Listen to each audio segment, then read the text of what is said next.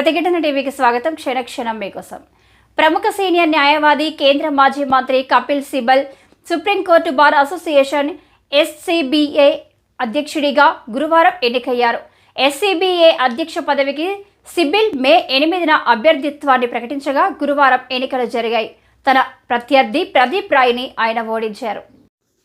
కపిల్ సిబల్కి 1066 ఓట్లు పడగా ప్రదీప్ రాయ్కి 689 ఓట్లు పడ్డాయి.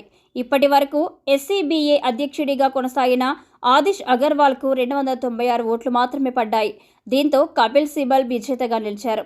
కపిల్ సిబల్ విజయంపై కాంగ్రెస్ సీనియర్ నాయకుడు జైరాం రమేష్ హర్షం వ్యక్తం చేశారు. ఉదారవాద, లౌకిక, ప్రజాస్వామిక, ప్రగతిశీల శక్తులకు ఇది భారీ విజయమని ఆయన వ్యాఖ్యానించారు.